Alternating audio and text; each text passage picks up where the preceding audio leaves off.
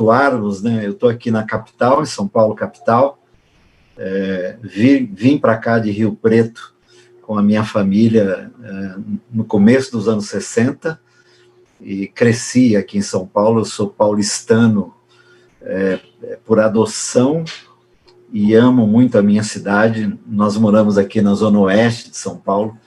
Eu estou a 5 quilômetros da Avenida Paulista, a região que eu moro aqui, né? E nós estamos, lamentavelmente, eu disse, não é uma comemoração, mas a nossa lembrança de que foi bem aqui perto da minha casa que a Covid levou o primeiro brasileiro, né? Aquele que tinha vindo da Itália, bem perto aqui de casa, tanto que aqui a minha região, naquele primeiro momento, ficou como epicentro, né, da pandemia, e ainda, lamentavelmente, ontem o estado de São Paulo chegou aí a quase 700 pessoas que foram recolhidas, tiveram suas vidas interrompidas por causa da Covid. E então nós estamos vivendo um momento com a nossa cidade muito triste, muito triste. Para paulistano, gostoso é ver a cidade em movimento, em ebulição, livre, segura, não é? O ir e vir livre, seguro, 24 horas, né? A gente aqui tende a não parar para nada, né? É muito comum e é o que a gente gosta. Os paulistanos se divertem assim, né? Curtindo a cidade o máximo que podem, mas nesse um ano, mais de um ano já, não tem sido assim. Lau e eu, por conta das nossas idades, né? Eu estou com 65, a Lau com 68, temos as nossas comorbidades, então ficamos aqui dentro do apartamento durante meses. Depois de junho, julho, agosto, que eu tive coragem de voltar a caminhar na rua, na praça, aqui perto de casa, mas tem sido um tempo muito triste em geral, né? Então, não há como nos encontrarmos aqui e, ao nos acolhermos, também não nos darmos conta do que nos aflige, né? Do que nos entristece, do que entendemos não seja bom. De quando em quando alguém fala assim, não, mas tem algumas coisas boas na pandemia. Particularmente, eu não acho nenhuma, nem meia. Para mim, a pandemia podia ir embora a qualquer hora, que eu não vou sentir falta. Então, é óbvio que todos nós estamos tendo que aprender, nos adaptar, nos configurar, reconfigurar à luz de tudo que está nos acontecendo, mas bom não é. Bom não é. E vai passar, mas pode demorar um pouco ainda. E pode ainda termos que contabilizar muita coisa não muito boa. Então, fiquemos prontos, né? Fiquemos atentos a tudo isso, cuidemos uns dos outros, cuidemos de nós mesmos, cuidemos de quem está perto, escoremos, é o termo que nós temos usado na bendita hora, né? Escoremos uns aos outros, né? nesse tempo. E mais uma vez, obrigado pela oportunidade, Rodrigo, de estar aqui com vocês. Eu estou aqui, como costumo dizer de quando em quando, desde a semana passada, encafifado com uma porção bíblica do Novo Testamento, que é a narrativa de Marcos, capítulo 4, do versículo 35 ao 42. Marcos 4, do versículo 35 ao 42. Nós costumamos imaginar, não apenas imaginar, mas os eruditos que estudam as Escrituras, alguns dizem que o Evangelho de Marcos, na verdade, poderia ser o Evangelho de Pedro, que muito provavelmente foi Pedro que ditou para Marcos muita coisa, Marcos não foi testemunha ocular, né? Ele não foi discípulo de Jesus, ele chegou depois, mas ele fica muito perto, ou estava muito perto, talvez estivesse até lá no Getsemane, ainda muito menino, né? Talvez a casa dele era uma das casas que Jesus frequentava, então ele tinha uma intimidade, mas a narrativa que ele faz, segundo alguns, tem muito a ver com a visão do Pedro, né, com o que Pedro passa para ele, num resumo, né, é um resumo das narrativas dos evangelhos, é o primeiro evangelho que fica pronto, né, que é publicado, né. Então ele traz algumas características muito, muito interessantes. Eu esses dias estive lendo esse mesmo texto em várias versões bíblicas. Aqui na minha mesa, o que vocês estão vendo ali atrás, eu tenho poucos livros, eu doei a maior parte dos meus livros, eu só não dou Bíblias, as versões das Bíblias que eu tenho, né? Eu hoje mais leio a Bíblia e as versões, né? Vou lendo as versões, até ganhar entendimento, às vezes aqueles segredos, né, que ainda você não viu, que você vê. E eu estava meditando nesse texto, que é aquela narrativa da travessia do mar, né? Mais uma vez, mais uma das travessias que Jesus faz com os seus amigos ali no chamado Lago de Genezaré, ou Mar da Galileia, que é um lago de água doce, com 22 quilômetros de largura, de modo que você vê o outro lado, né? Quando você embarca aqui na praia, na Galileia, você vê o outro lado, né? Ele é fundo, ele é profundo, ele na verdade recebe toda a água que vem lá do norte de Israel pelo Rio Jordão, que vem irrigando toda a terra, segundo o Salmo 133, a bênção nasce lá e vai irrigando toda a terra, e o Lago de Genezaré é onde o Jordão estanca, e dali ele vaza para o mar, não é? E ele é extremamente produtivo, né? Tem muito peixe. Alguém disse que o milagre naquela noite que eles não pescaram nada foi esse, não pescar nada lá, né? Porque pescar bem no Lago de Genezaré é o comum, porque é um lago muitíssimamente frutífero, né? De peixes. De quando em quando bate uns ventos lá, né? E quem já foi para lá algumas vezes já percebeu isso, às vezes lá no meio do mar bate um vento, e é um vento encanado, né? E ele provoca ondas altas, provoca o balanço dos barcos, e naquela época os barcos eram barquinhos, né?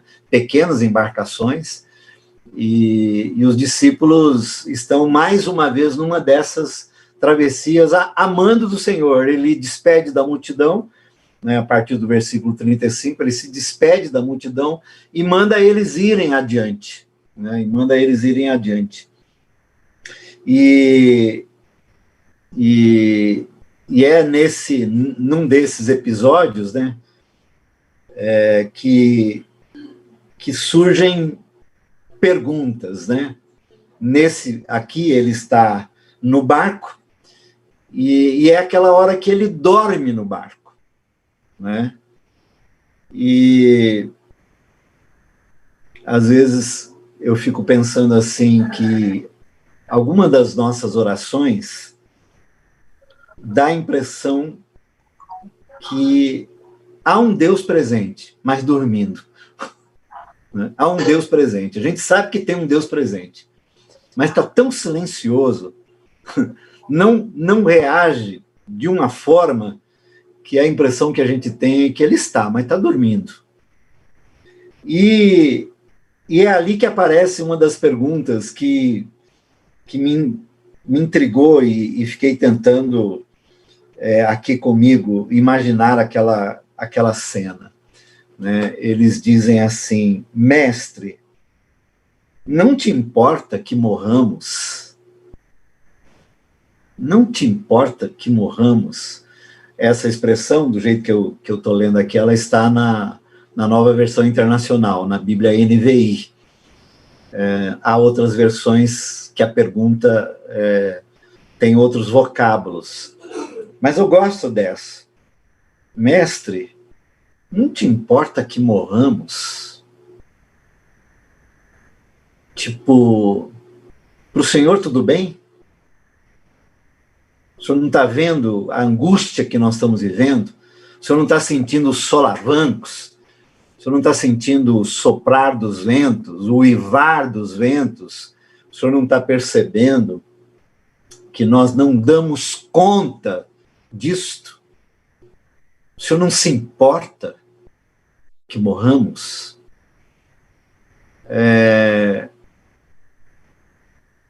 Nesse ano todo, que muito provavelmente é o ano que eu mais chorei na minha vida,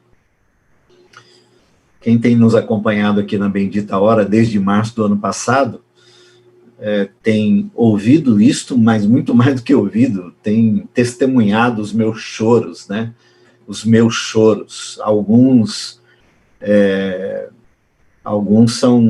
são de muita tristeza e de quase desespero, como diz o Paulo em algum momento, ele diz assim que há aflições que a gente chega a quase desesperar, não é? E acompanhando um número por demais significativo de pessoas vivendo as dimensões todas desse mar encalpelado que nós estamos vivendo, não é? Desse mar bravo que nós estamos vivendo, esse mar turbulento que nós estamos vivendo, e vivenciando com muitos.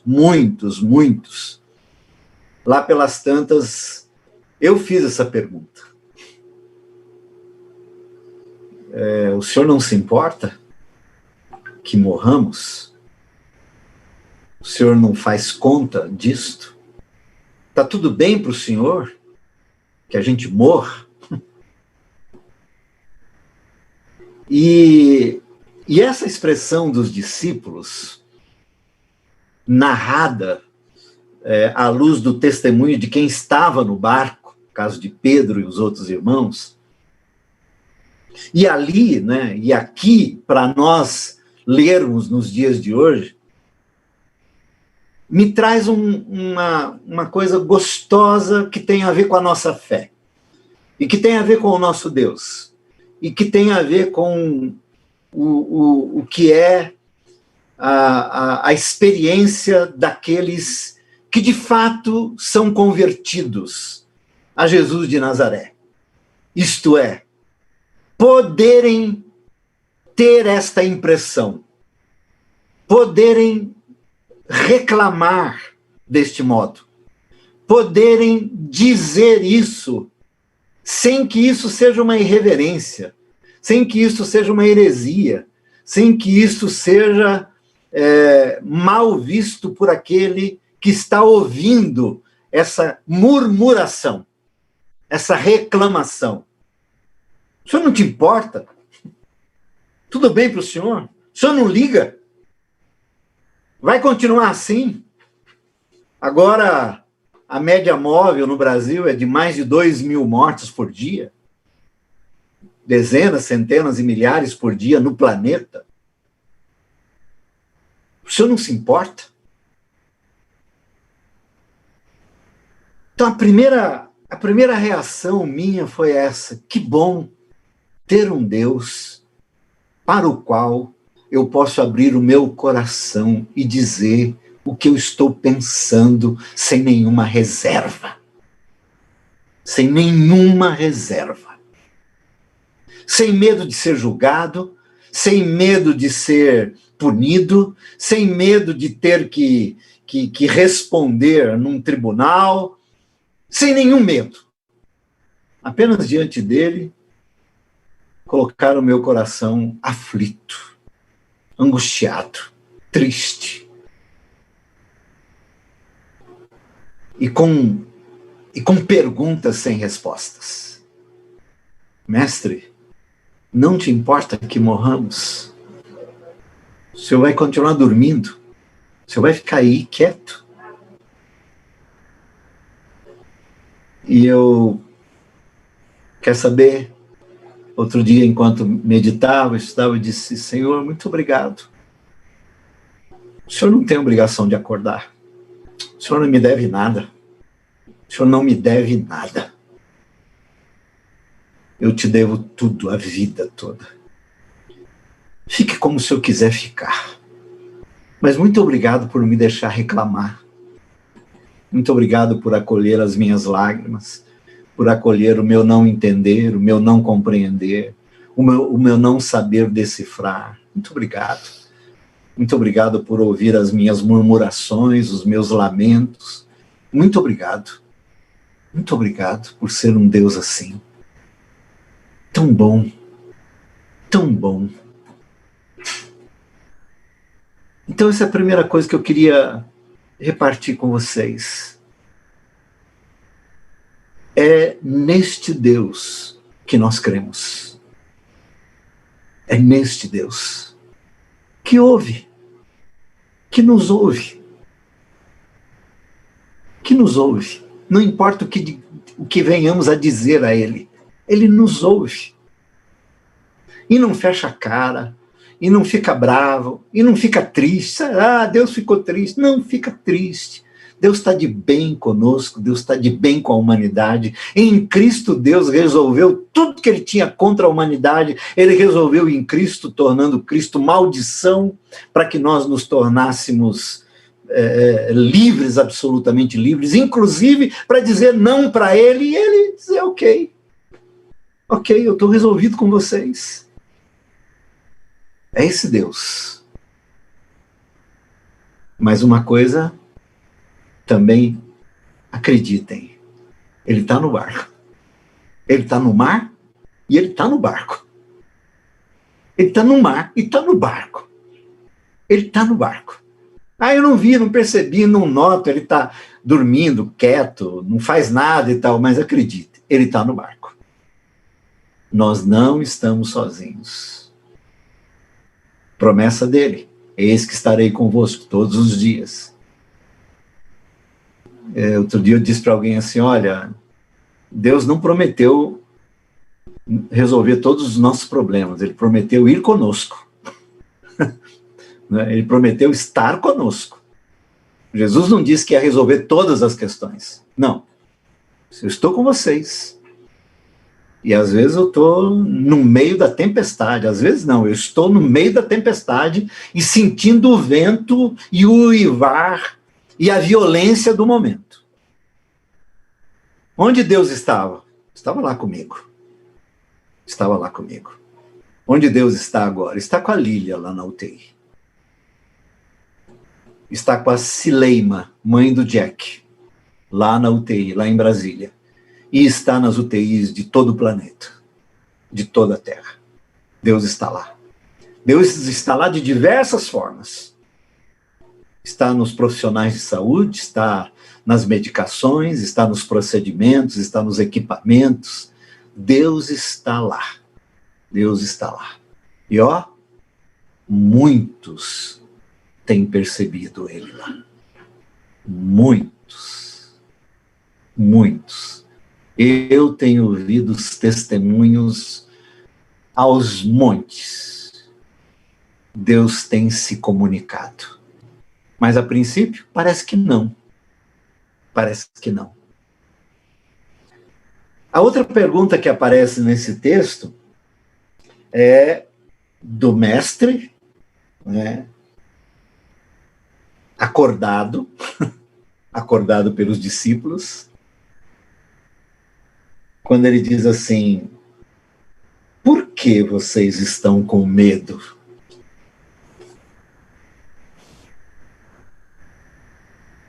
Por que vocês estão com medo? E ele completa assim: ainda não tendes fé? Ainda não tendes fé? E essa pergunta, ela tem algumas peculiaridades, né? Porque eles vêm de momentos com Jesus, de testemunhar milagres atrás de milagres. Eles estão caminhando com Jesus dia e noite, já que eles fizeram um sabático, né, de suas vidas para estarem com Jesus o máximo que podiam estar, embora não deixaram de fazer e de cuidar das obrigações que tinham, né, ali. A região era pequena, era possível fazer isso, mas eles diariamente estavam com Jesus e eles estavam testemunhando a fala de Jesus e os feitos de Jesus. E aí o mestre diz assim, vocês ainda não compreenderam tudo. Vocês ainda estão com dificuldade de crerem naquilo que eu disse que sou, de quem eu sou, de que eu sou o eu sou. O eu sou chegou. O eu sou está aqui com vocês. Vocês não conseguiram alcançar isso ainda. E isso os amedronta, e isso deixa vocês medrosos, tímidos, sem ousadia.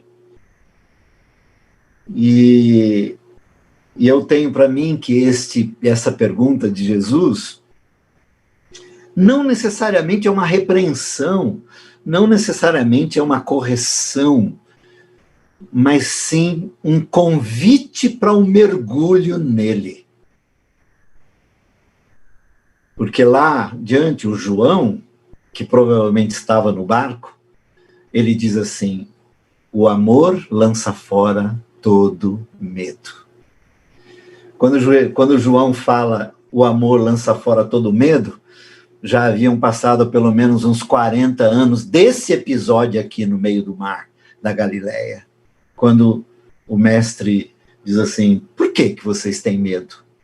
40 anos depois o João diz assim, o amor lança fora todo medo, e era para isto que ele tinha nos convidado.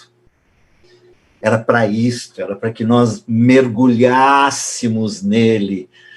E a ideia das falas de Jesus de comam o meu corpo, bebam o meu sangue, estejam em mim, sejam um comigo, dá essa ideia de vocês estão com medo porque ainda não mergulharam em mim plenamente, na certeza absoluta de que aqui ou em qualquer outra dimensão, vocês estão em mim.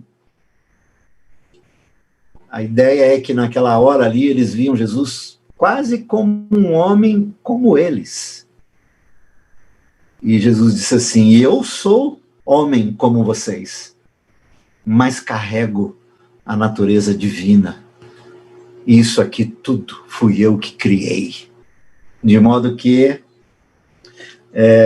nessa narrativa é que Jesus dá um psiu no mar. Jesus dá um psiu no mar.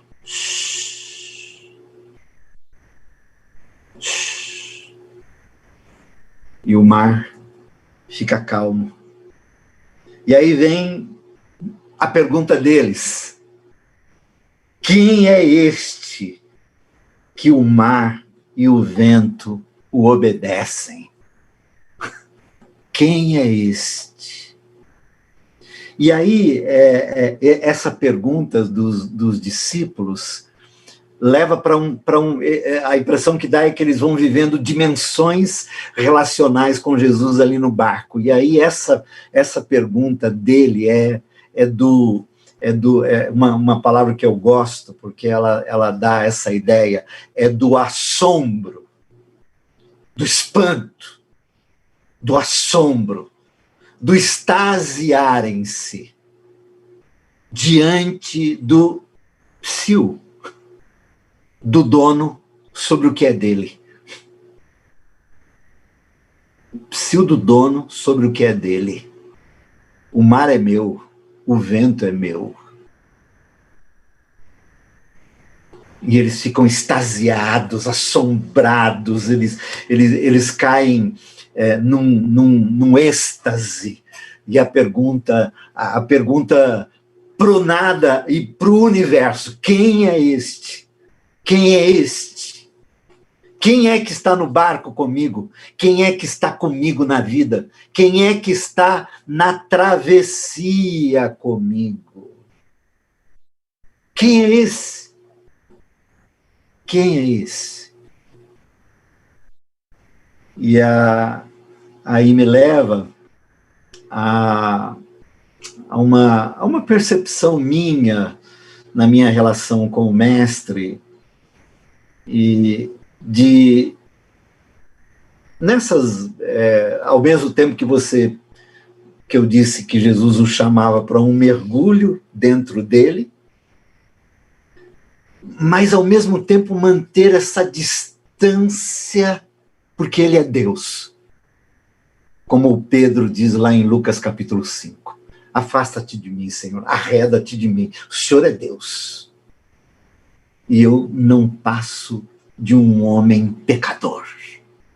E o Pedro ali também se assombra com a pescaria, e outros momentos há em que eles se assombram, se deixam arrebatar, se extasiam diante daquele que é dono do mar e do vento.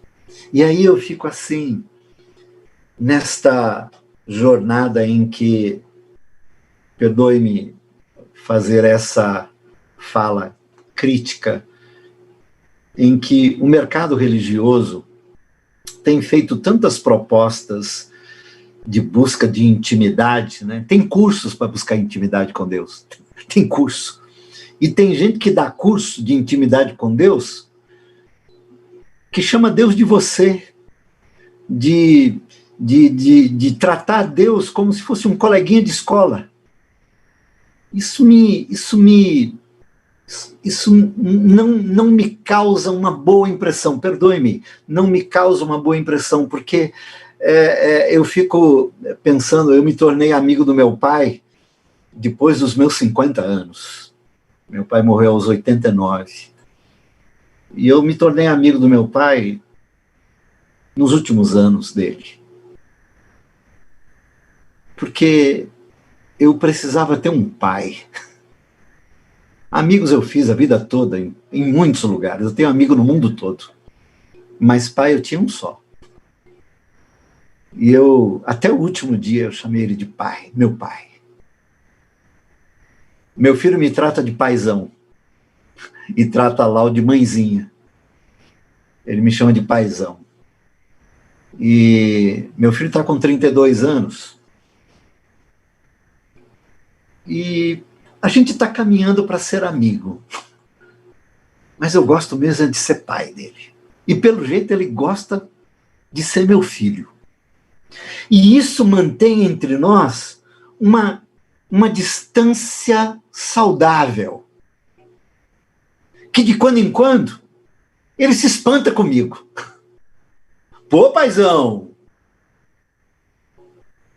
Pô, do tipo assim, o senhor tem bala na agulha, hein? Eu não sei tudo ainda a teu respeito. E a impressão que me dá dos discípulos é que eles mantinham essa distância. Ao mesmo tempo que eles eram convidados por Jesus para mergulhar na intimidade deles, de modo que lá no final eles são, inclusive, promovidos a amigos de Jesus, mas eles mantinham uma distância para manter o assombro. O assombro. De quando em quando, é bom que Deus, aspas, nos assombre. Puxa vida! Puxa vida! Quem é este? Que Deus é este? Que até o mar e o vento lhe obedecem. E eu completei aqui nas minhas algumas coisas que eu escrevi assim, poxa, até o mar e o vento obedecem e eu demoro tanto para obedecer. Demoro tanto para ser obediente. Demoro muito, às vezes, para ser obediente. Então, eu queria queria não, eu quis e acabei de fazer, e esse era o desejo, de levar-nos e trazer-nos para esse tempo nosso, trazer o texto para cá, trazer essa narrativa para cá, trazer esse episódio para cá. Nós estamos numa travessia longa, manos, longa. Não sei qual é o pensamento de cada um a respeito desse tempo.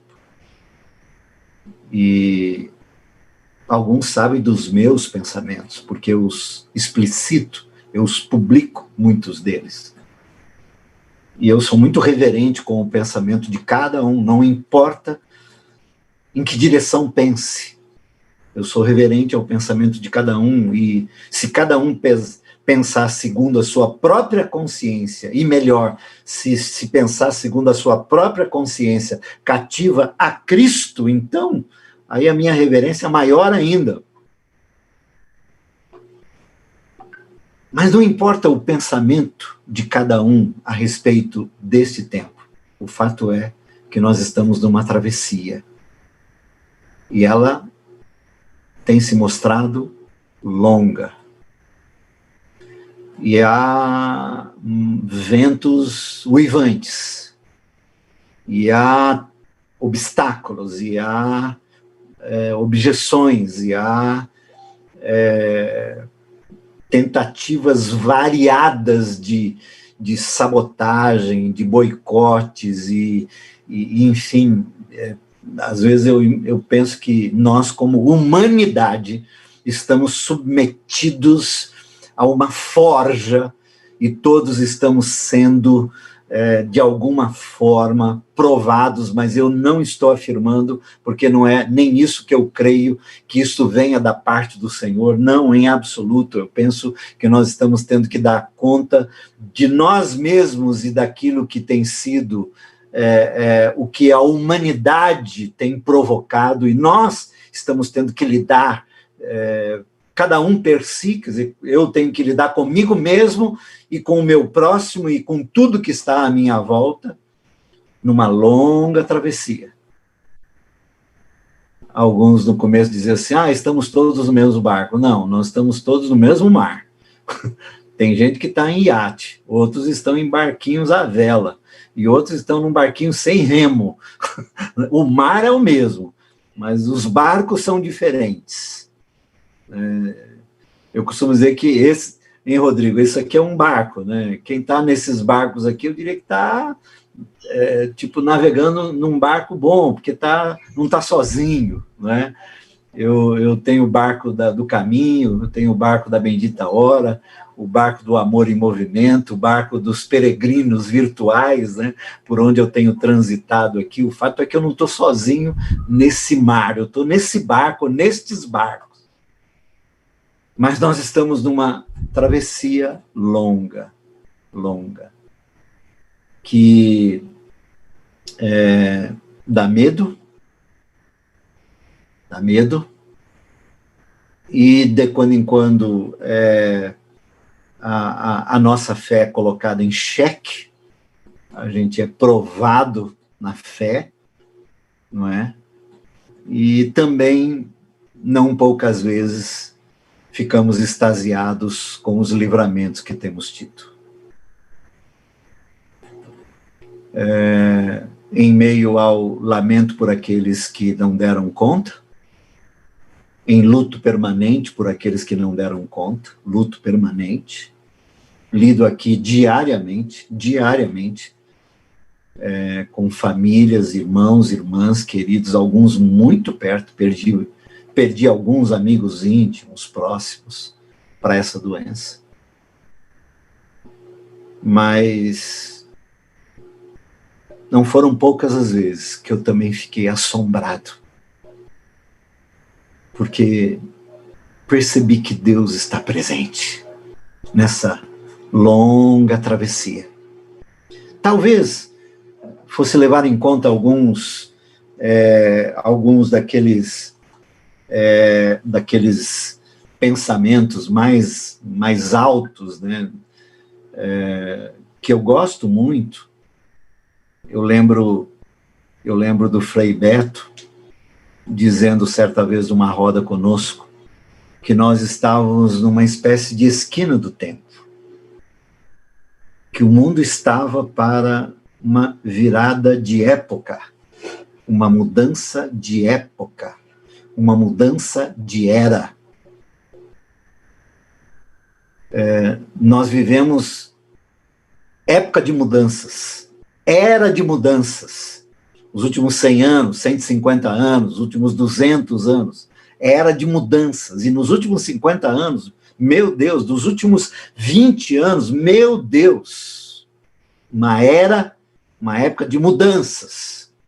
Mas talvez, porque há mais de 100 anos que nós não tínhamos um evento planetário, talvez isto que se chama de pandemia seja o indicativo de que estejamos numa travessia para uma outra era, para uma outra época.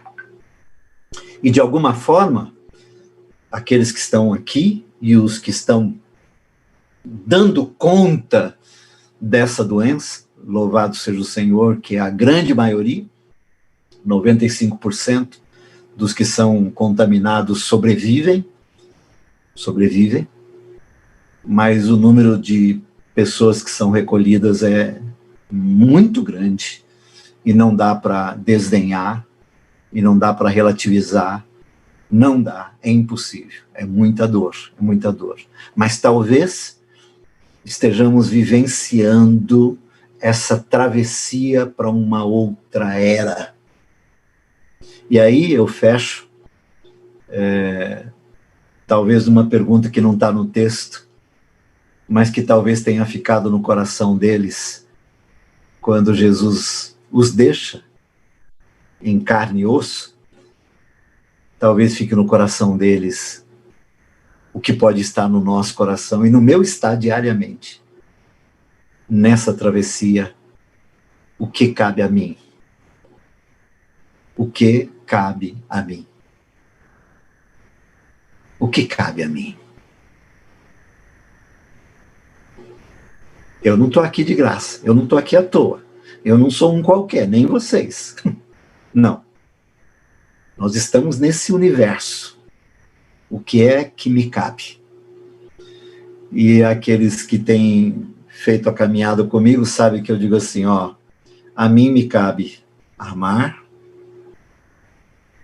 a mim me cabe orar, a mim me cabe trabalhar, perdoar, a mim me cabe trabalhar, a mim me cabe repartir, a mim me cabe comungar aqui, mesmo que na virtualidade, comungar, a mim me cabe fazer o bem bem feito e fazer o bem até o fim. Isso é o que cabe a mim.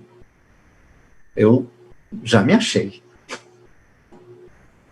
Eu acordo assim, bom, o que me cabe hoje? Me cabe amar. Me cabe orar. Me cabe perdoar. Me cabe trabalhar. Me cabe repartir.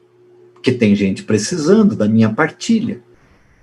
Me cabe caminhar com os meus irmãos e irmãs aqui, Não importa que seja aqui. Mas eu preciso disso. E me cabe fazer o bem. O Paulo aos irmãos da Galácia diz, sejam incansáveis no fazer o bem. Eu estou devidamente comprometido com isso, nessa travessia. E eu encorajo vocês a responderem estas perguntas, cada um segundo o que entende que é, segundo o universo que está, o ambiente que está, com quem tem estado e os recursos que tem, enfim, nessa história toda e nessa travessia, o que é que me cabe? O que é que me cabe? Como seguidor de Jesus, como alguém que converteu-se a Cristo para valer, e com Ele e nele está. Que Que Jesus nos abençoe e que Jesus dê um psil às nossas almas, de modo que elas fiquem calmas, de modo que elas descansem, de modo que elas sosseguem. Lembra do hino antigo? Hein, Rodrigo? Hino antigo? Quem é das antigas aqui? Eu sou antigo, né? Você também, Rubio? Sou antigo. Os antigos têm um hino lá no Cantor Cristão da Igreja Batista, que depois virou hinário para o culto cristão, o hino 328. O mestre, o mar, ó mestre, o mar se revolta, não se te dá que morramos, não se te dá que morramos. Mas lá adiante, no estribilho, tinha um gostoso, lembra, Alexandre? Sossegai, sossegai, convosco estou para vos salvar. Sossegai, sossegai. Tomara que as nossas almas ouçam esses psius de Jesus e sosseguem em meio à turbulenta travessia que nós estamos fazendo. Que Deus abençoe. Amém. Amém.